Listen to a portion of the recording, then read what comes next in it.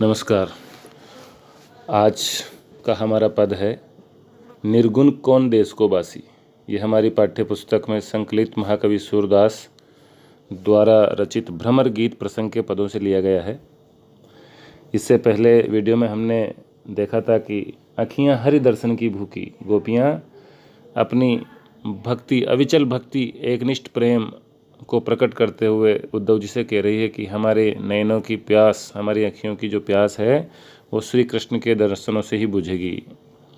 और इस पद में वो उनके ज्ञान योग के संदेशों पर उपहास करते हुए पूछ रही है कि ये निर्गुण जिसकी आप बात कर रहे हो ये किस देश का रहने वाला है।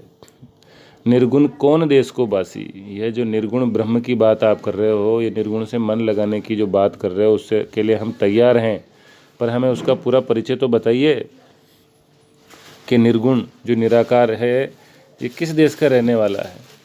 मधुकर यानी भंवरा होता है वैसे तो, पर यहाँ उद्धव जी को संबोधित कहते हुए गोपियाँ कह रही है कि मधुकर हंसी समझाए सोहदे भूंजत सांच न हासी।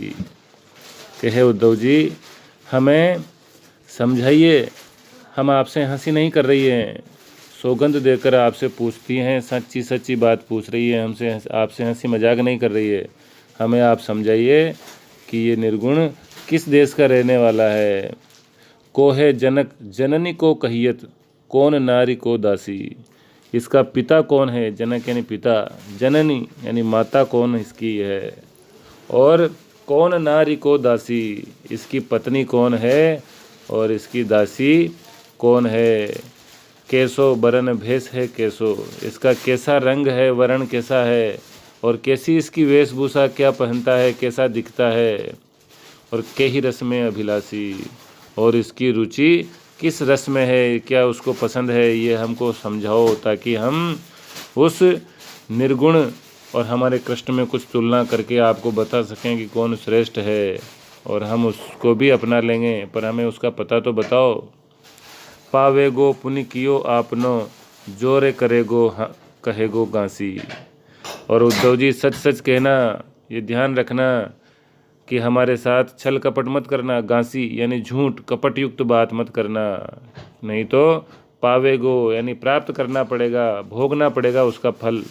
पावेगो पुनि कियो आपनो, जोरे करेगो कहेगो गांसी। जो छल कपट करेगा उसको उसका दंड परमात्मा जरूर देगा, उसको भुगतना जरूर पड़ेगा। सनत मौन हुए रयो ठग्यो सो, सूर सबे मतिनासी। ये सारी बातें सुनकर उद्धव जी ठगे से रह गए, उनको उत्तर देते नहीं बना, गोपियों के सामने निरुत्तर हो गए। उनकी बुद्धि ने काम करना बंद कर दिया, क्योंकि उनको ऐसा आभास नहीं था, कल्पना नहीं थी कि गोपियाँ उनसे इस प्रकार के प्रश्न करेगी, क्योंकि निर्गुण ब्रह्म के माता पिता दासी रूप रंग का तो कोई प्रश्न ही नहीं है। वो खुद ही नहीं जानते उनको क्या उत्तर देना है, इसलिए गोपियों के सामने वो निरुत्तर हो जाते हैं।